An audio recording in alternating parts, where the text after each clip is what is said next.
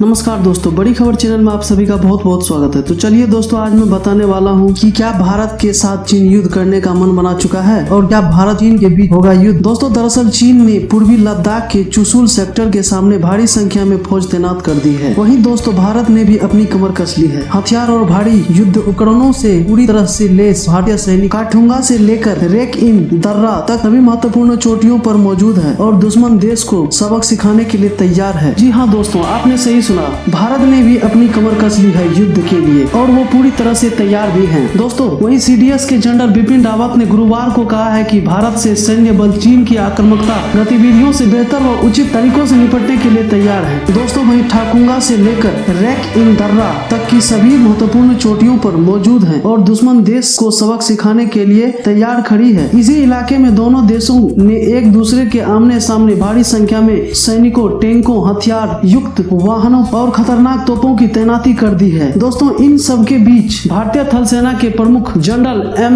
नरवणे गुरुवार को चुशुल सेक्टर पहुंचे और वहां की रक्षा तैयारियों का जायजा लिया। वो शुक्रवार को दिल्ली लौटने से पहले इलाके में उत्तर दिशा की तरफ अग्रणी चौकियों का मुआयना करेंगे। भारत और चीन के बीच विवादों से जुड़ी हर खबर के अपडेट के लिए हमारे न्यूज चैनल के साथ बने रहे। दोस्तों, खबरों में आगे बढ़ने से पहले आप सबों से एक छोटी सी रिक्वेस्ट है कि हमारी बड़ी खबर चैनल को सब्सक्राइब और लाइक जरूर कर दें। साथ ही साथ बगल में बने बेल आइकन की घंटी को दबाना ना भूलें। और दोस्तों, वहीं हमारे वीडियो को लास्ट तक पूरी देखें और साथ ही साथ हमारे कमेंट बॉक्स में कमेंट लिखना ना भूलें ताकि आप सबों का राय हमें पता चल सके और साथ ही साथ अपने दोस्तों को शेयर जरूर करें। तो चलिए दोस्तों, खबरों में आगे बढ़ते हैं। दोस्तों, वहीं बिपिन रावत ने चीन की आक्रामकता गतिविधियों से निपटने के लिए कहा है कि वो पूरी तरह से सक्षम है। दोस्तों, आपको बता दूं कि सीडीएस जनरल बिपिन रावत ने गुरुवार को कहा है कि भारत के सैन्य बल चीन की आक्रामक गतिविधियों से बेहतर व उचित तरीकों से निपटने में सक्षम है। अमेरिका भारत रणनीति साझेदारी फोरम में एक संवाद पत्र में जनरल रावत ने कहा है कि क्षेत्रीय मामलों में निपटने की भारत की नीति और भरोसेमंद सैन्य शक्ति और क्षेत्रीय प्रभाव का समर्थन नहीं देने का मतलब क्षेत्र में चीन के दबदबे को स्वीकार कर लेना निकल जाएगा। चीन की वायुसेना की अक्साई चीन क्षेत्र में बढ़ती गतिविधियों को देखते हुए भारतीय सेना भी ऑपरेशनल मोड में है। पाक को चेतावनी देते हुए कहा है कि पाकिस्तान अगर चीन के साथ भारत की सीमा विवाद का फायदा उठाते हैं या हमारे देश के खिलाफ कोई दुस्साहस करने की तो वो भारी नुकसान उठाना पड़ेगा पाकिस्तान को। वहीं दोस्तों, आपको बता दूं कि भारतीय सेना के प्रमुख जनरल बिपिन रावत ने कहा है कि चीन की हर हरकत पर आसमान से नजर रखी जाएगी। दोस्तों, आपको बता दूं कि इधर भारतीय सेना अब चीन की हर हरकत पर आसमान से नजर जमीन तक रखेगी, जिस कारण दोस्तों सेना की 3 रणनीतिक चोटियों पर तैनाती बढ़ा दी गई है और लद्दाख में एलएसी पर सीमा को सुरक्षित करने के लिए अपनी पोजीशन में भी बदलाव किया जा रहा है। भारतीय सेना ने दौलत बेग, ओल्डी, गलवान घाटी और पेंगोंग झील व चुशुल सेक्टर में करीब 40,000 जवान व अधिकारियों को तैनात कर दिया गया है। चीन की हर चुनौती का जवाब देने के लिए सेना को बेहतर उपकरणों और निगरानी यंत्रों से लैस किया जा रहा है और साथ ही साथ कई तरह के आक्रामक हथियार भी वहां पे जुटाया जा रहा है। अगर चीन ने दोस्तों पिछली बार की तरह फिर से लड़ने की दुस्साहस किया तो इस बार उसे लद्दाख के चुशुल सेक्टर से भी खदेड़ दिया जाएगा। सीडीएस जनरल बिपिन रावत का कहना है कि भारतीय सेना भी पूरी तरह से तैयार है